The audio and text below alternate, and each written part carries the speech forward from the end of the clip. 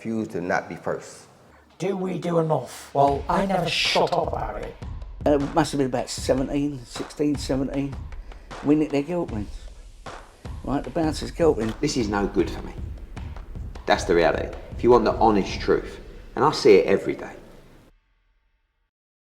Razzaban for IFL TV, proudly sponsored by Everlast. Delighted to have with me Peter Fury. Peter, it's been a while. I know Coogan spoke to you only over Zoom last week, but how things been since? Not too bad. I've had plenty of wine since then.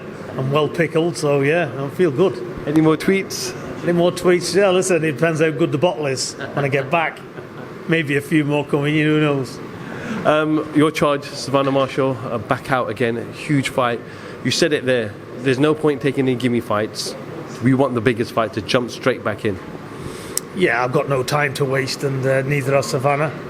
You know, she's boxed all her life. You know, she's in big fights, and she's taking another big fight, and that's what we're in this sport to see.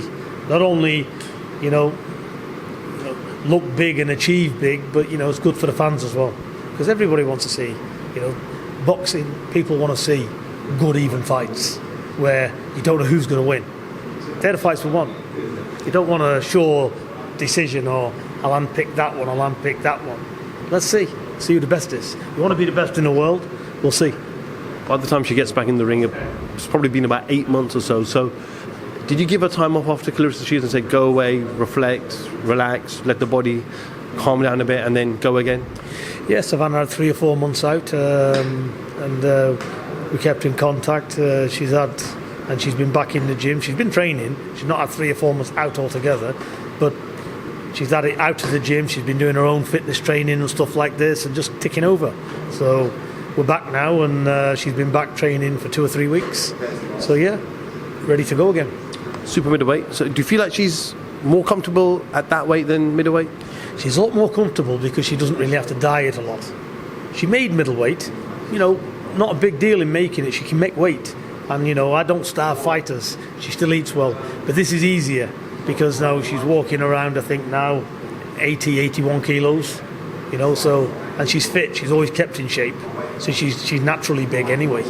You know, she's a big girl. She's 6'1", so you can imagine. So that weight, you know, 76 point something is easily achieved. What is she now? 4 kilos out, you know, so it's perfect. Another American, another great American fighter, a champion, undisputed champion. How tough of a fight is this for Savannah? It's a very tough fight. Franchen brings it. She's rough. Got some good boxing skills as well. Got sharp hands. You know, she comes in, she stabs that jab. You know, she cuts the ring off well. She steps, she walks. You know, so very, very relaxed. You know, and yeah, she brings it. She brings the heat properly. So it's a good fight. I know you said up there that sometimes, not in these words, but what you alluded to that is that women are fighting the best fighters out there, whereas men don't. We saw on the weekend Gervonta Davis and Ryan Garcia. Do we need to see a lot more of this with the women and especially with the men? Yeah, definitely. These are the fights we all want to see, because then you see genuinely who's who. You know, so there's a lot of talking and not much action. You know, and there's too much time gaps in between fights.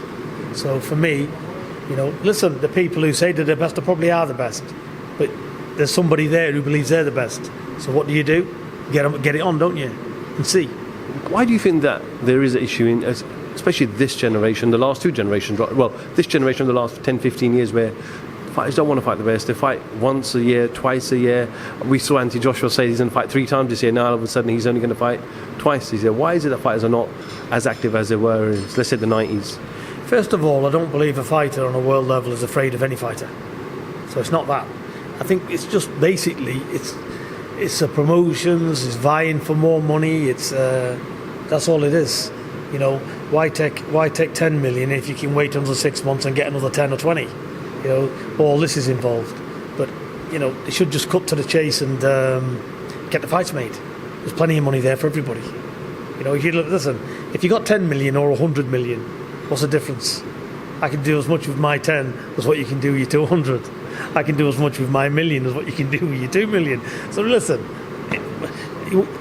you only got one life, and you're in this sport to create a legacy, be the best you can, and that should be enough to put fighters together, to be the best. Just your thoughts on the main event. Chris Eubank Jr. activated the rematch clause a number of weeks ago. I believe it was on Valentine's Day, February 14th. It's taken a long time for it to get down on paper and sign it. It looks like he was trying to explore that Conor Benn fight. It looks like he had to walk away from that with that ongoing issue. But ultimately, a tough time for Chris against Liam in the rematch. Definitely. The thing is with Liam, he gets stronger as the rounds go on. He's very good at inside fighting as well. When he gets past that mid-range and he's in close, he's dangerous. So, and he's very mature as well, Liam. And this is a guy that loves to fight as well. It's his passion. I know Liam. I've seen him spar up close. I know all about him. I know his makeup. He's a proper fighting man. He is, because he loves it. It's sheer excitement. He loves it. And he will he'd fight anybody. So he's a throwback, and he's not somebody that you're going to hit and he's going to fold. And he's learnt his craft. He's got better as time's gone on, because now he's got that self-belief in himself as well. Because he's been there, hasn't he? He's seen everything, and now it's like, let's just get it on. Liam's a no-nonsense type of guy. He don't like politics. He just wants to fight the best. So this is why this is a very good fight as well. Eubanks, it's all about correcting your mistakes. He made mistakes in his last fight. Some people say, it's a weight issue. I don't believe that. I think with the speed them punches got delivered, and he had the distance, it would have put anybody over. You make mistakes and you get clipped clean. You're gone. Don't matter who you are. Nobody's invincible. Yeah, they might say they are, but you're not. You get it right, no matter who you are, you go in. So if that had been Chris Eubank Jr., that had been anybody else, they'd be on the back. It's all about not making those mistakes. When you're on a world level and you're fighting world-class fighters, you give them a little bit of a glimmer, they're in. And the mistakes, cracks appear. It depends who you're up against. Just moving away from this show, rumoured, again, it's a rumour about this heavyweight night in Saudi Arabia. Tyson Fury, Usyk, Deontay Wilder, Anti-Joshua. Eddie Hearn's flying out to Saudi Arabia this week. Deontay Wilder's trainer Malik Scott has openly spoken about this potential taking place. Something like that's huge for boxing, isn't it? I think it's massive. I think it'll be great to get it on. I'm sure that will happen, because it'll be massive money for everybody out there. So, something to look forward to at the end of the year. Who comes out on top, those four? If from the winners of each, and then the winners of each fight each other, who do you think is ultimately the champion? Well, look, it's like this. You can't say styles make fights. Anybody can beat anybody. But Tyson's beat Wilder a few times already. On the recent performances, you've got to pick Tyson out of that bunch. I know you've worked with Tyson in the past, Peter, but can Usyk cause him problems with his style? I know people keep talking about he's a small heavyweight, but can he cause Tyson Fury problems in the ring? Tyson's definitely above Joshua and Wilder, I'd say. He's already proved himself against Wilder. Usyk's a different ball game. He's a tough fight for anybody. He's not a walk in the park. He's not a small heavyweight. So that's a close call, that fight. That can go any way. Usyk is a dangerous operator, and I think everybody will know that. Even in Tyson's team will know that. So he's not to be overlooked. Usyk belongs where he is. He's a serious fighter, Usyk. But look, it's a tremendous thing. They all need to get it on, and look, styles make fights. I was wrong the other day. I picked Ryan Garcia. I said, I don't know why I'm picking him, but I'm going to pick him to win. But he lost. So I'm not Einstein, am I? I'm only giving you my opinion. I can be wrong. So there you are.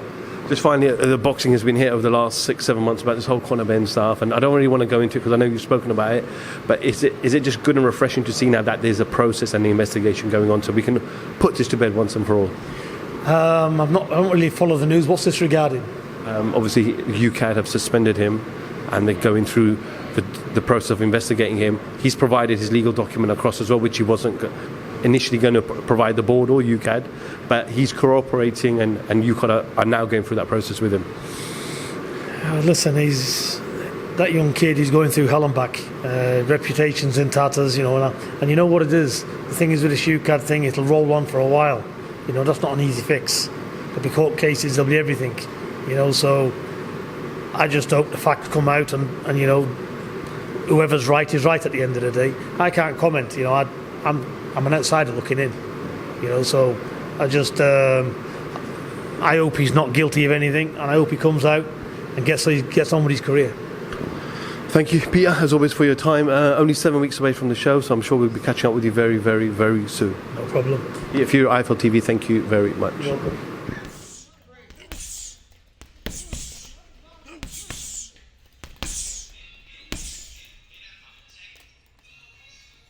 I refuse to not be first. Do we do enough? Well, I never shut up about it. It must have been about 16, 17. We nicked their guilt rings. Right, the bouncer's guilt rings. This is no good for me. That's the reality. If you want the honest truth, and I see it every day,